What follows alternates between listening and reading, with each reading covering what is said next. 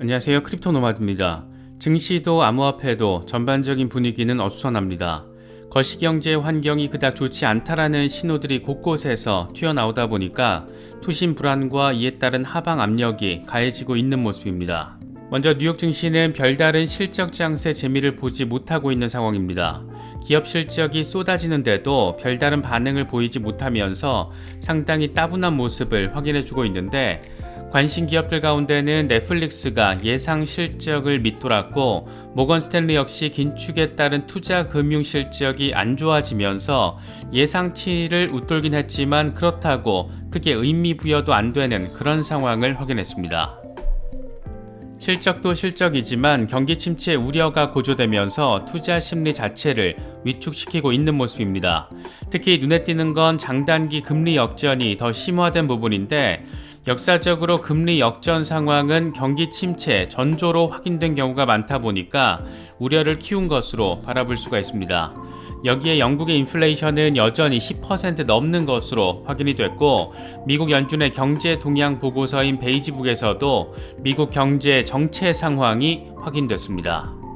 비트코인의 흐름 역시 그닥 좋진 않습니다.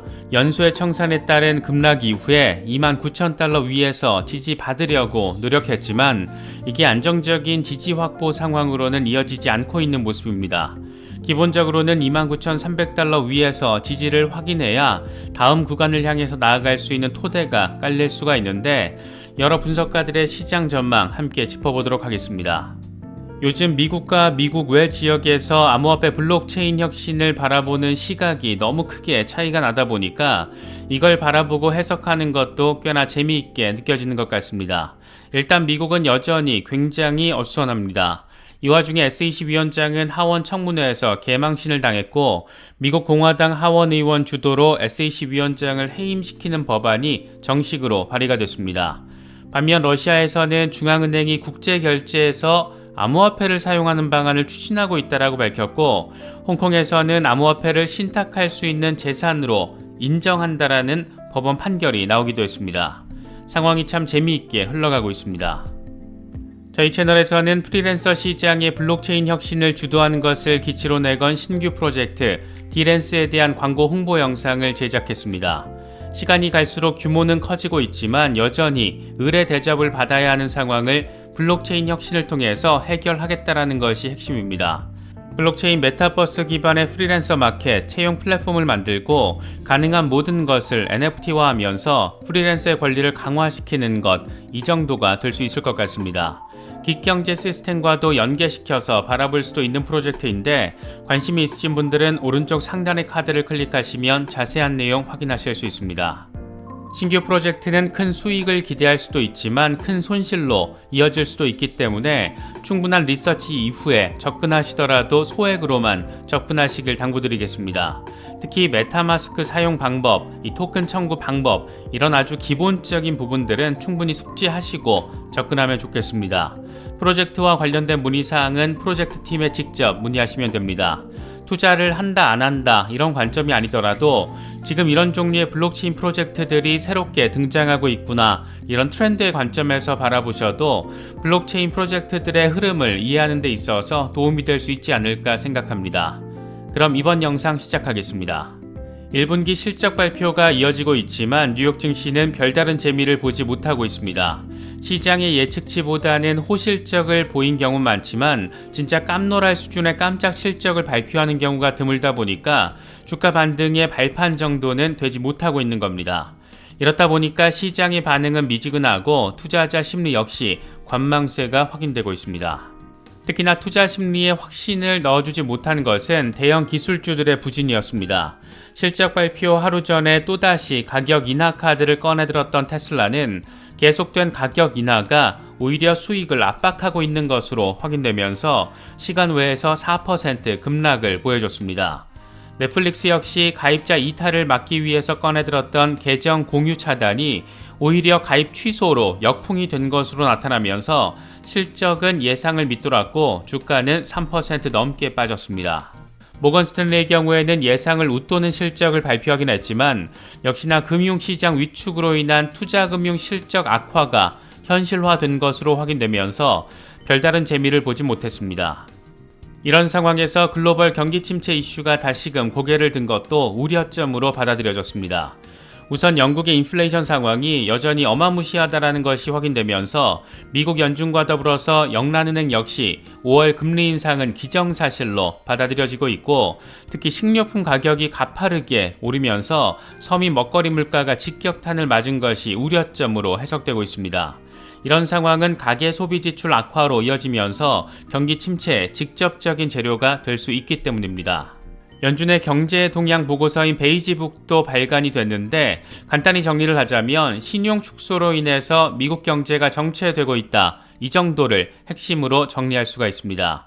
실리콘밸리뱅크 파산으로 인해서 3월 초 베이지북의 경제 진단보다는 전반적으로 악화가 됐는데, 3월만 하더라도 경제가 여전히 회복력을 유지하고 있다, 이런 평가가 나와줬었지만, 이번의 경우에는 전반적인 물가 수준은 완만하게 상승했지만 물가 상승률은 둔화되고 있다, 지역은행들은 불확실성 증가와 유동성 우려로 대출 기준을 강화했다, 이런 점들을 강조했습니다. 쉽게 말하면 인플레이션은 여전히 높고 시중에 공급되는 돈은 줄어들었고, 미국 경제의 3분의 2를 차지하는 소비 지출은 소폭 줄고, 이 정도가 될 수 있을 것 같습니다. 사실상 연준이 경기 침체를 경고하고 있다는 점을 이렇게 저렇게 상황을 보여주면서 설명을 하고 있는 겁니다. 여기에 더해서 경기 침체의 전조 상황으로 해석되는 장단기 금리 역전의 격차가 더 심화된 것도 침체 우려를 키우는 부분입니다. 1950년 이후에 모두 9번에 걸친 경기 침체가 있었는데, 이 같은 침체의 6개월에서 24개월 전에는 늘상 장단기 금리 역전이 나타났기 때문에 이 같은 상황은 침체 전조 시그널로 해석이 됩니다. 그런데 연준의 통화정책에 민감한 2년 국채 수익률이 10년물 수익률보다 더 크게 오르면서 이 격차가 지금 더 커진 상황이 펼쳐진 겁니다. 안 그래도 연내 금리 인상 가능성은 희박해진 상황이다 보니까 미국 경제가 올해 안에 침체에 빠질 가능성이 커졌다, 이런 우려 상황으로 해석되고 있습니다. 증시 안팎을 봤을 때 하나 긍정적인 부분이 없다, 이렇게도 바라볼 수 있는 부분이 아닐까 생각되기도 합니다. 거시경제 전반을 둘러싼 이런 우려가 가중되고 있다 보니까 비트코인 역시 흐름이 어질어질합니다. 그래도 29,000달러 지지 확보에 노력하는 상황이 이어졌었는데 이조차도 어려움을 겪고 있는 모습입니다. 올해 들어서 너무 급격하게 올라서 이 정도 기술적 조정이 나와도 이상하진 않은 것으로 바라볼 수도 있겠지만, 갑자기 훅훅 빠지다 보니까 개미 심리가 위축되는 건 또 어쩔 수 없는 것 같습니다. 공포 탐욕 지수는 하루 전보다 9포인트 빠진 52를 기록하면서 탐욕 단계가 중립 단계로 후퇴했습니다. 비트코인 도미넌스는 소폭 반등하면서 다시 47% 중반에 자리하고 있는 상황입니다. 현재 비트코인의 흐름과 관련해서 코인텔레그래프의 기고가 라케시 우페드히에는 비트코인이 20일 지수이동 평균인 29,092달러에서 치열한 세대결을 벌이고 있다라고 지금의 상황을 진단했습니다. 가격이 29,000달러 부근에서 반등하면 황소들은 여전히 저가 매수를 벌이고 있다는 것을 의미한다. 이후에 황소 세력은 31,000달러에서 32,000달러 저항 돌파 시도에 나설 것이고, 이게 성공하면 40,000달러까지 랠리할 수 있다. 반면 곰 세력이 29,000달러 아래로 끌어내릴 경우 매도세가 펼쳐지며 27,800달러를 거쳐 26,500달러까지 하락할 수도 있다, 이렇게 분석을 했습니다. 지금 아주 예민한 구간에서 안 좋은 흐름을 보이고 있다는 점을 느낄 수가 있습니다. 마이클 반데포페는 비트코인이 29,300달러를 돌파해 줄 경우 숏포지션 청산이 발생할 것이고, 29,700달러로 회복된다라면 상승 가능 범위 안으로 다시 들어가는 거라고 설명을 했습니다. 역시나 지금 중요한 구간 아래에서 비트코인이 어려움을 겪고 있다는 점을 느끼게 해주는 분석입니다. 렉트캐피탈의 경우에는 비트코인이 더 높은 고점을 만든 뒤에 여길 지지받는데 어려움을 겪고 있다는 점을 비트코인 일간 차트를 통해서 설명을 했는데, 이번 주 주간 종가 마감을 28,800달러 위에서만 유지를 해주면 된다라는 점 강조했습니다. 함께 공유한 차트를 보면 일단 상단 저항에서 지지받지 못하고 빠졌지만 오렌지 라인으로 표시된 28,800달러에서 지지를 받아주면 다시 반등할 수 있을 거라는 점이 표시되어 있습니다. 차트적인 흐름은 다소 어질어질하지만 산업적 관점에서 바라보자면 각 국가별로 아주 재미있는 양상이 포착되고 있습니다. 먼저 하원 청문회에 출석해서 아주 대단한 망신을 당했던 게리 겐슬러 위원장의 SEC 위원장 해임을 골자로 하는 법안이 정말 진짜로 발의가 됐습니다. SEC 위원장 해임 법안 발의를 예고했고 이번 청문회에서 XRP가 증권이냐는 질문으로 겐슬러를 물어뜯었던 워렌 데이비슨이 해당 법안을 공식적으로 발의한 것으로 전해졌습니다. 이 양반은 청문회를 마친 뒤에 겐슬러는 투자자 보호에 실패하고 권력을 남용했다. SEC의 구조 개편이 필요한 이유다. 위원장을 대체해서 집행이사가 이사회에 직접 보고하는 구조로 개편돼야 한다. 이런 점을 강조하기도 했습니다. 물론 법안 통과를 민주당이 바로 오케이 때릴 가능성은 높진 않겠지만 이 법안이 통과되면 SEC 위원장은 자동 해임되고 위원장의 자리는 전무이사로 대체됩니다. 쭈꾸미 대가리 터지기 직전 상황입니다. 암호화폐 산업 규제 이슈와 관련해서 미국은 이렇게 아직까지도 지속적으로 한결같이 혼란스러운 상황을 보여주는 반면 공교롭게도 러시아와 홍콩의 상황은 꽤 재미있게 흘러가고 있습니다. 한동안 암호화폐 결제 이슈를 놓고 극강 반대를 해왔던 러시아 중앙은행이 이번에는 국제 결제에서 암호화폐 사용 방안을 추진하고 있다라고 공식적으로 밝혔습니다. 러시아 중앙은행 총재 옐비라 나비올리나는 국제 결제에서 암호화폐를 사용하는 방안을 추진하고 있다. 우선 파일럿 단계에서 진행을 한 뒤에 정식 도입 여부를 결정할 예정이다. 중앙은행은 국내에서의 암호화폐 사용을 반대하는 입장에는 변화가 없지만 해외 법인 등과의 거래에서 사용하는 것에는 찬성한다. 이 문제와 관련해서 법안 초안을 준비하고 있다라고 설명했습니다.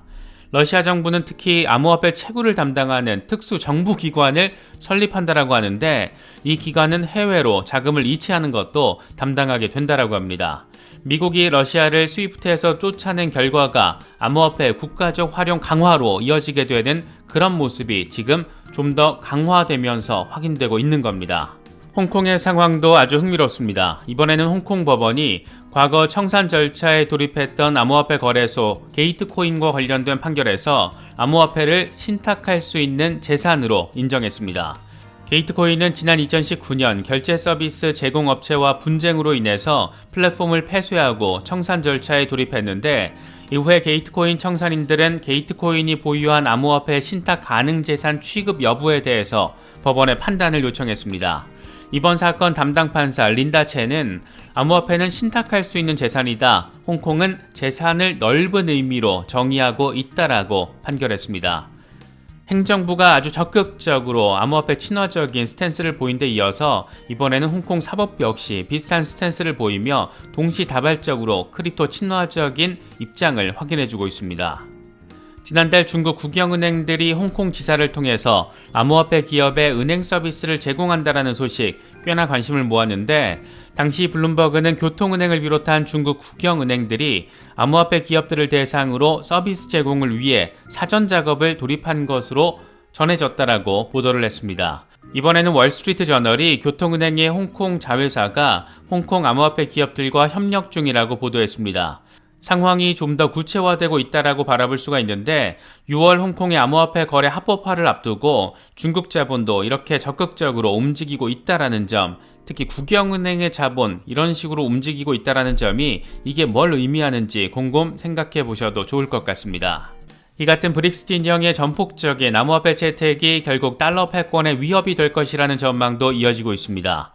이번에는 글로벌 시장 조사기관 피치솔루션의 글로벌 국가 리스크 부문 책임자 세드릭 체비 최근 CNBC와 인터뷰를 했는데 브릭스 국가들의 탈달러화, 중국 위안화의 굴기, 암호화폐 보급화 등이 달러 패권을 위협하고 있다. 미국 달러의 시장 지배력 약화는 패러다임의 변화라기보다 서서히 진행되는 침식과 같이 진행이 될 것이다. 중국은 글로벌 경제에서 가장 큰 무역 파트너 역할을 수행하고 있고 경제력도 계속 강해지면서 영향력을 행사하고 있다. 브릭스 국가들은 탈달러 의존도를 줄일 통화를 개발하기 위해서 노력하고 있고 CBDC와 암호화폐 등장으로 일반 화폐 사용률이 낮아질 것으로 전망된다라고 설명을 했습니다. 세상 바뀌는 소리가 아주 강력하게 들리는 것 같습니다. 저희 채널에서는 일주일에 서너 번 정도 멤버십 라이브 방송을 진행하고 있습니다. 메인 영상에서 다뤘던 영상의 내용들 가운데 중요한 부분들을 좀 더 집중해서 살펴보는 시간이고 동시에 함께 이야기를 나누면서 정보 공유를 하는 자리이기도 합니다. 멀리 시장을 바라보고 함께 의지해 나가면서 크립토 투자에 나서고 싶으신 분들에게는 적지 않은 도움이 될 수 있는 자리라고 생각합니다. 관심 있는 분들의 많은 참여 부탁드리겠습니다. 이번에 준비한 영상은 여기까지입니다. 시청해주셔서 감사합니다. 지금까지 크립토 노마디였습니다.